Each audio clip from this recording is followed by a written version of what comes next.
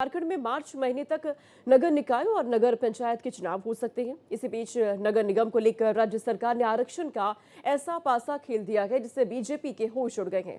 दरअसल रांची जैसे नगर निगम में आधे से अधिक उन सीटों को आरक्षित कर दिया गया जिस पर भाजपा समर्थित उम्मीदवारों का कब्जा पूर्व से रखा गया। शहर की सरकार में सबसे मुखर बीजेपी प्रतिनिधि वार्ड काउंसलर अरुण झा से खास बातचीत की भारत एक्सप्रेस संवाददाता मधुकर आनंद ने। झारखंड में शहर की सरकार चुनने का समय अब धीरे धीरे करीब आता जा रहा है।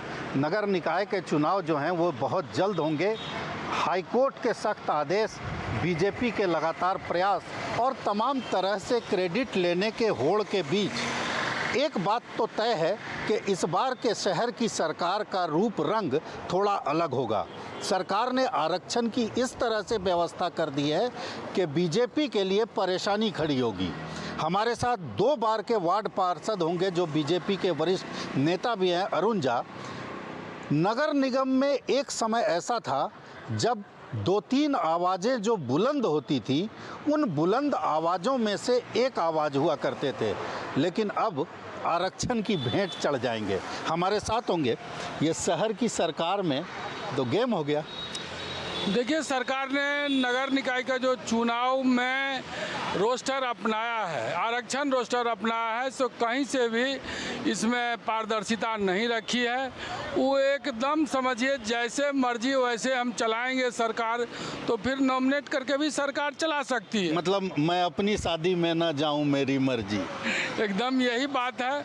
अब वार्ड नंबर 1 से लेकर के 23 तक, वार्ड नंबर 1 से 23 तक लगातार किसी न किसी वर्ग से आरक्षित है। 2 वार्डों को छोड़ा गया है, वार्ड नंबर 4 और वार्ड नंबर 18। 2 ऐसे वार्ड छोड़ा गया है जिसमें बीजेपी कार्यकर्ता नहीं चुनाव लड़ पाते हैं, नहीं जीत पाते हैं, उसको अनारक्षित रखा गया है। 23 वार्डों तक आरक्षित कर दिया गया है, 2 वार्ड छोड़ करके। फिर 24 एक वार्ड छोड़ा हुआ है, फिर 25 महिला के लिए, 26 ओबीसी के लिए, 27 28। यही तो हम बोले अरुण जी कि आप लोग के साथ तो गेम कर दिया सरकार। मतलब इस तरह से सरकार को नहीं करना चाहिए था। अब क्या कीजिएगा? अब क्या करेंगे? संविधान यदि रास्ता देगा तो कहीं न कहीं से चुनाव लड़ेगा अरुण झा, चाहे 34 नंबर से लड़े या और भी कोई अगर अनारक्षित वार्ड है तो निश्चित रूप से हम चुनाव लड़ेंगे। हमने जनता का सेवा किया है, जनता के पास पुनः हाथ जोड़ के पास जाएंगे कि सेवा करने का मौका दे।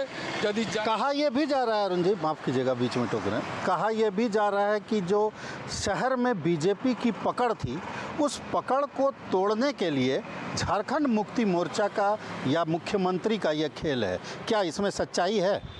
निश्चित रूप से हम लोग को तो यही प्रतीत होता है कि झारखंड मुक्ति मोर्चा या कांग्रेस दोनों मिलजुल करके बीजेपी के जो जैसे डिप्टी मेयर हुआ करते थे, बीजेपी का ओम प्रकाश थे, बीजेपी का हम थे, उसको ऐसे बांधने का कार्य किया है जो ये लोग कहीं से चुनाव न लड़े, न इनके परिवार का कोई सदस्य चुनाव लड़ सके। तो ऐसा प्रबंध सरकार ने कर रखी है, लेकिन देखिए आगे होता क्या है। भारत एक्सप्रेस के लिए कैमरामैन धर्मेंद्र के साथ मधुकर आनंद, रांची।